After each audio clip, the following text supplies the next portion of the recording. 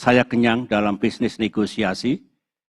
Saya juga pernah menjadi peacekeeper di Bosnia, bahwa memang diperlukan ketangguhan, kesabaran dalam sebuah peace process, dalam perundingan. Mudah-mudahan yang sekarang sedang berlangsung di Islamabad, Pakistan, antara delegasi Amerika dan delegasi Iran, itu bisa menghasilkan kesepakatan, deal, to end the war. Sebab kalau perang masih begini di Timur Tengah, semua negara kena. Ekonomi akan berantakan di seluruh dunia. Dan memang semua tahu, tidak ada resep yang ajaib. Untuk sebuah deal, kesepakatan, perlu ada take and give, compromise. Kesediaan untuk mundur satu langkah ke belakang, masing-masing pihak yang sedang berunding. Kemudian kita lihat tadi, saya masih ingat hari kedua, terbang dari Jayapura sudah sampai di Lok Sumawe, Aceh Timur. Suasananya sungguh luar biasa, tangis pecah di mana-mana. Ribuan jenazah masih ada di lapangan. Yang TNI siang dan malam melakukan evakuasi korban. Tapi yang saya ceritakan bukan itu. Saya langsung mengambil keputusan. Kita hentikan operasi militer tanpa harus minta persetujuan pihak GAM waktu itu. Saya ambil risiko itu. Saya bisa salah. Tetapi ternyata sekali lagi Allahu Akbar, ternyata pihak GAM juga menghentikan operasinya. Mereka bersama-sama TNI bergandengan untuk menyelamatkan nyawa yang masih bisa kita selamatkan dan mengevakuasi jenazah yang jumlahnya banyak sekali. Tetapi, terima kasih, tetapi yang ingin saya sampaikan, menghadapi seperti itu saya pun juga mendapatkan tekanan batin yang luar biasa. Mampukah saya? Bisakah kita bangkit? Karena hancur lebur, luluh lantak. Pemerintahan daerah tidak berfungsi lagi. Infrastruktur, listrik, air, semua sudah hancur. Oleh karena itu, yang ada di pikiran saya pemimpin. Saya tidak boleh cengeng, saya tidak boleh takut, saya tidak boleh gamang. Maka sejak day one, hari pertama sudah kita jalankan manajemen krisis. Yang saya lakukan adalah crisis action leadership. Langsung di lapangan, saya ambil alih karena pemerintahan daerah lumpuh. Saya tetapkan sebagai bencana nasional, dengan demikian emergency relief operations bisa dilaksanakan dengan baik. 3 bulan selesai.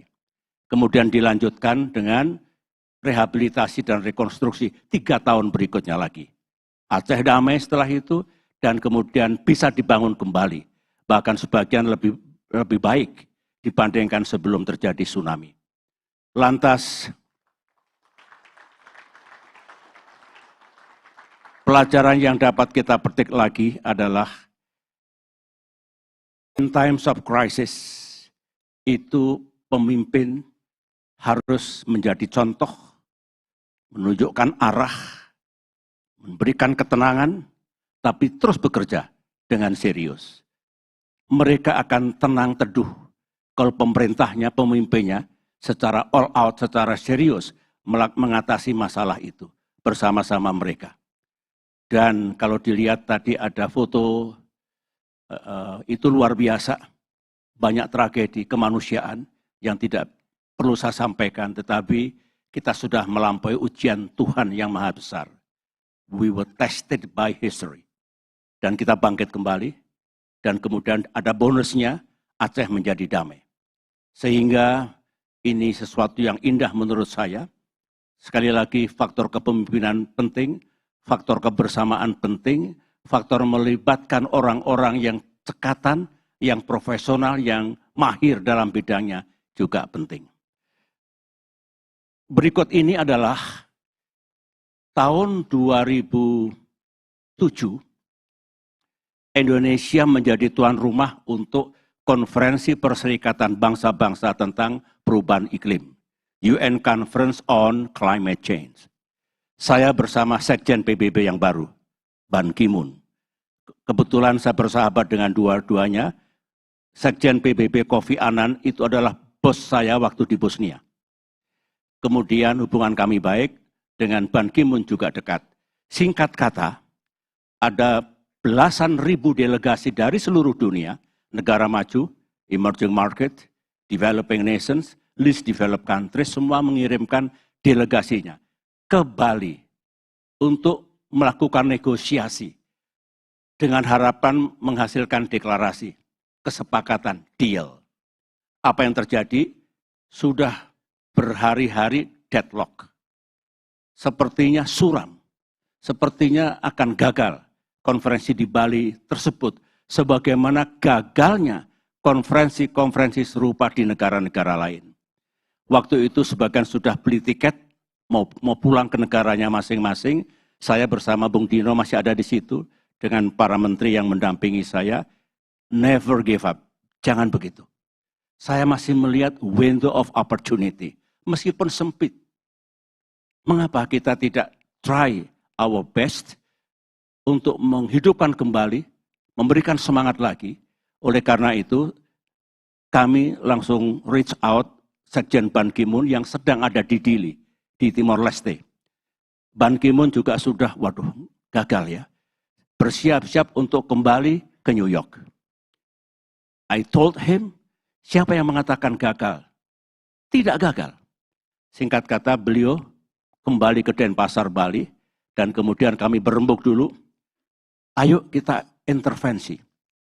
Kita bicara sama juru runding itu yang nampak lelah, kehilangan harapan.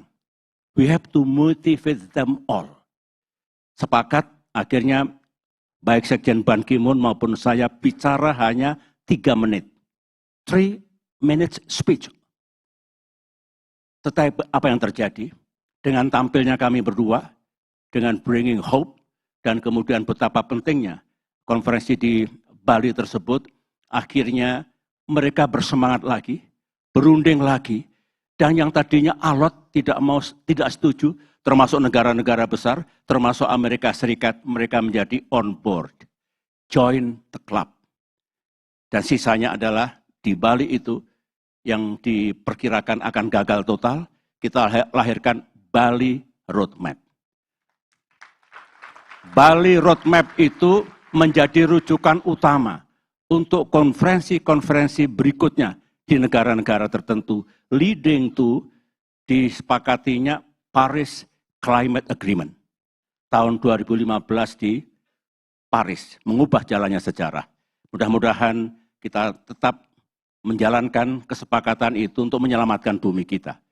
Kalau iklim tidak kita atasi, tidak ada jalan tengah, pilihannya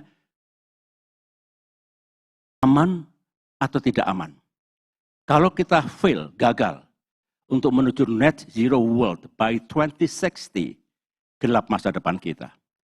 Anak cucu kita juga apakah punya kehidupan yang baik, karena dunia akan mengalami disaster yang luar biasa.